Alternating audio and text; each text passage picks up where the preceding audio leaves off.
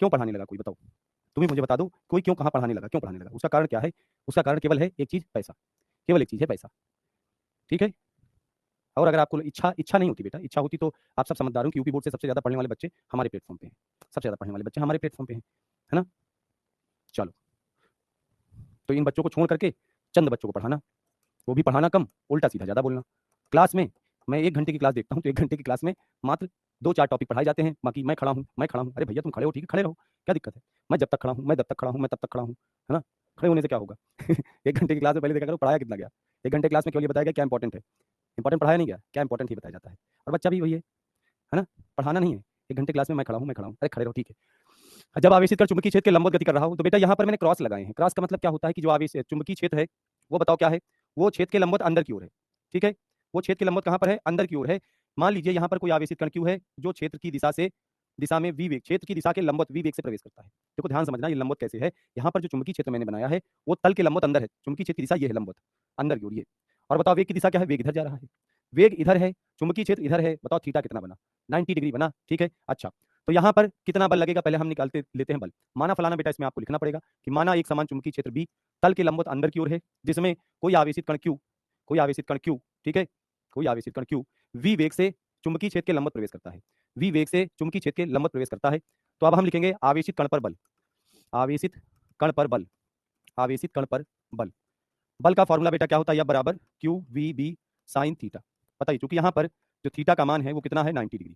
Theta का मान है वो है 90 डिग्री। हम यहाँ पे रख देते हैं, तो F बराबर हो जाएगा क्यू वी बी साइन 90। और बेटा बताओ साइन 90 का मान क्या होता है? साइन 90 का मान 1 होता है। तो इस प्रकार से लगने वाला बल F बराबर हो जाएगा क्यू वी बी, समीकरण नंबर 1। अच्छा, एक बात आपको और बताई गई थी कि ये जो बल लगता है वो सदैव वेग की दिशा के लंबवत होता है, या इसकी दिशा निकालने के लिए, हमने आपको 2 नियम बताए थे, एक दाएं हाथ का नियम, एक बाएं हाथ का नियम। दाएं हाथ का नियम क्या था प्यारे बच्चों? कि अगर हमारी चारों उंगली चुंबकीय क्षेत्र की दिशा में हो, अंगूठा वेग की दिशा में हो, तो हथेली जो धक्का देती है वो होती है बल की दिशा। यहाँ पर अगर आप देखेंगे, तो चुंबकीय क्षेत्र अंदर की ओर है, वेग इधर की ओर है। बताइए बल कहाँ लगेगा? ऊपर की ओर। अगर मैं इस पॉइंट पर बात कर रहा हूँ, चुंबकीय क्षेत्र अंदर की ओर है, वेग इधर की ओर है, बल की जो दिशा होगी वो ये हो जाएगी। अब देखो यहाँ पर आप गौर से देखिएगा कि वेग इधर है, बल इधर है। अब बताइए कण कहाँ जाएगा? कण कहाँ जाएगा? तो कण बेटा ना वेग की दिशा में जाएगा ना बल की दिशा में जाएगा, दोनों के बीच से होता हुआ इधर जाएगा। जब इस पॉइंट पर आएगा तो इसके वेग की दिशा ये होगी। अब यहाँ पर अगर आप गौर से देखें तो वेग की दिशा ऊपर है, चुंबकीय क्षेत्र अंदर है। बताइए बल किधर लगेगा? मेरी ओर। बेटा ये चीज आप अपने कॉपी में करके देखो, चुंबकीय क्षेत्र अंदर है, वेग ऊपर है, बल इधर लगेगा, तो अब की बार बल की दिशा ये हो जाएगी। फिर यहाँ पर बताइए, कण पर वेग इधर है, बल इधर है, तो कण ऐसे घूम जाएगा, यहाँ पर आएगा। यहाँ पर बेटा वेग की दिशा ये होगी, वेग की दिशा इधर है, बल सॉरी सॉरी चुंबकीय क्षेत्र अंदर है, तो बल कहाँ लगेगा? नीचे की ओर। तो जब इसके प्रत्येक स्थान पर बल जो लगेगा वो वेग की दिशा के लंबवत लगेगा। इस प्रकार ये कण जो है, कैसी गति करने लगेगा बेटा? वृत्तीय गति करने लगेगा। आप यह बराबर क्यू वी बी जो बल लग रहा है, ठीक है, इस बल का की खास बात क्या है कि ये वेग की दिशा के लंबवत है। तो लिख देना यह बल सदैव सदैव कण के वेग की दिशा के, कण के वेग की दिशा के, वेग की दिशा के लंबवत है। वेग की दिशा के बताओ क्या है प्यारे बच्चों? लंबवत है। लंबवत है। अगर ये बल सदैव वेग की दिशा के लंबवत है, तो कण वृत्ताकार पथ पर त्रिज्या करे बल गति करेगा। अतः कण वृत्ताकार मार्ग में, वृत्ताकार मार्ग में गति करेगा। वृत्ताकार मार्ग में गति करेगा। तो याद रखना कि जब कोई कण चुंबकीय क्षेत्र में लंबवत प्रवेश करता है, तो वह चुंबकीय क्षेत्र के भीतर वृत्ताकार मार्ग में गति करता है। अब वृत्ताकार मार्ग में गति कर रहा है, माना इसके वृत्ताकार मार्ग की त्रिज्या स्मॉल आर है। हमने माना कि इसके वृत्ताकार मार्ग की त्रिज्या बताओ कितनी है? आर है। ठीक है सर जी, थोड़ा माना फलाना लिख दिया करो। बेटा माना फलाना आप अपनी भाषा में लिखना सीखो। अपनी भाषा में अगर आप लिखना सीख जाओगे, ठीक है, तो आप बिल्कुल परेशान नहीं होंगे, क्योंकि आप अपनी भाषा में एक बार लिख लोगे तो हर बार लिख लोगे। उसके बाद आप चाहे जैसे लिखो, देखो उसमें मेरा अलग है, मेरा स्टूडेंट अलग तरीके से लिखेगा, कोई दूसरा स्टूडेंट अलग तरीके से लिखेगा। जैसे जैसे चित्र में जो चीजें आपको दिख रही हैं और आप फिजिक्स को सीख रहे हैं, तो उसको लिखना सीखो, है ना? इसमें क्या लिखना था? माना एक समान चुंबकीय क्षेत्र बी तल के लंबवत अंदर की ओर है, माना कोई आवेशित कण क्यू वी वेग से क्षेत्र की दिशा के लंबवत गति करता है। बस यही बात लिखनी थी और इसमें कुछ नहीं लिखना था। ठीक है, मार्ग में गति करेगा, माना वृत्ताकार पथ की त्रिज्या आर है, माना वृत्ताकार पथ की त्रिज्या आर है, माना वृत्ताकार पथ की त्रिज्या बताइए कितनी है बेटा? आर है। ठीक है, अब वृत्ताकार पथ पर जब कोई कण गति करता है तो आप सभी को पता है उस पर एक बल लगता है जिसे हम अभिकेंद्र बल कहते हैं।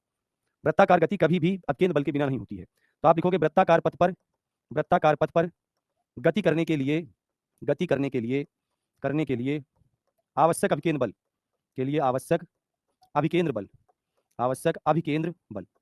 अभिकेंद्र बल का बताइए फॉर्मूला क्या होता है? एफ बराबर एम वी स्क्वायर अपॉन में आर। अभिकेंद्र बल का फॉर्मूला क्या होता है? M v square upon are.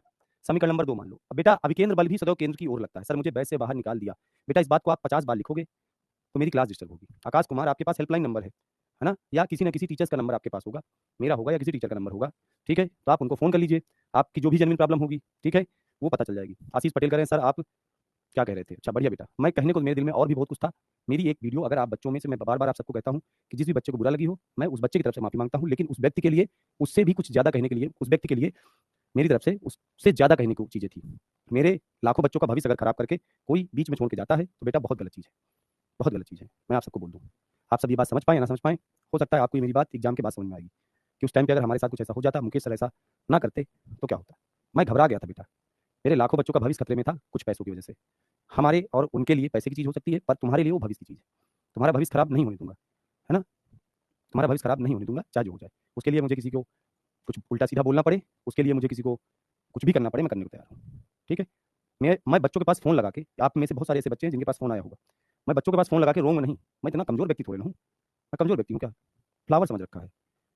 कमज़ोर व्यक्ति नहीं कि मैं बच्चों के पास फ़ोन लगा के रोऊँ कि बेटा मेरे साथ बहुत गलत हुआ, बेटा मैं पैसों के लिए भाग आया। अरे! ये सब मेरे बस की बात नहीं है बेटा कहना। मेरे बच्चे फ़ोन लगा के कह रहे हैं सर आपने बहुत गलत किया, वो फ़ोन लगा के रो रहे थे। अरे रो रहे थे, इस उम्र में रोया जाता है? पढ़ाई करो तुम लोग, ठीक है? परेशान नहीं हो। इधर-उधर की कहानी मत पढ़ो बेटा, तुम लोग हो बच्चे, देखो बार-बार कहता हूँ तुम बच्चे हो, तुम्हारे पास अभी 2 महीने के बाद बेटा आपका पेपर है और उससे बढ़ की चीज़ तुम्हारी जीवन में कुछ नहीं है। उससे बढ़कर तुम्हारे जीवन में कोई चीज़ नहीं है। ना मैं इम्पोर्टेंट हूँ, ना एक्स इम्पोर्टेंट है, ना वाई इम्पोर्टेंट है, कोई इम्पोर्टेंट नहीं है। आपके लिए केवल और केवल आपकी पढ़ाई इम्पोर्टेंट है। पढ़ाई करिए बस हो गया, ठीक है? अच्छा जी, तो ये बल लगेगा भाई और ये बल बेटा केंद्र की ओर लगेगा और ये वाला बल भी केंद्र की ओर लग रहा है। तो आप समीकरण नंबर 1 और 2 से दोनों बलों को आपस में बराबर कर सकते हैं। कौन-कौन सा बल? F बराबर QVB बराबर क्या कर दोगे mv स्क्वायर अपान r, ठीक है? तो आप लिखोगे समीकरण नंबर 1 व 2 से, 1 व 2 से। पहला बल है था F बराबर QVB और दूसरा बल है mv स्क्वायर अपॉन में r। मेरे प्यारे बच्चों बताइए यहाँ से ध्यान से बताइए कि r से v से एक v कैंसिल हो गया। तो क्या मिल गया? QB बराबर mv अपॉन r, है ना? तो यहाँ से आपको एक फॉर्मूला r का मिल जाएगा, r बराबर mv अपॉन QB। r क्या है प्यारे बच्चों? r है जिस वृत्ताकार पथ पर कण गति कर रहा है उस वृत्ताकार पथ की त्रिज्या। उस वृत्ताकार पथ की त्रिज्या r क्या है? वृत्ताकार पथ की त्रिज्या। वृत्ताकार पथ की त्रिज्या। r बराबर क्या है? mb upon QB। r बराबर क्या है? mb upon QB। इसको आप थोड़ा सा और लिखना चाहे अच्छे से, क्योंकि m इंटू v को हम क्या कहते हैं? द्रव्यमान गुणित वेग को हम क्या कहते हैं? द्रव्यमान गुणित वेग को हम क्या कहते हैं? संवेग कहते हैं, ठीक है? तो इसकी जगह हम संवेग का फॉर्मूला लिख दें तो r बराबर p अपॉन QB। r बराबर p अपॉन क्या हो जाएगा? QB। ठीक है? ये होता है वृत्ताकार पथ पर त्रिज्या का फॉर्मूला। क्लियर है? यहाँ तक सारी चीजें आपको समझ में आ गई होंगी। आगे बढ़ा जाए प्यारे बच्चों।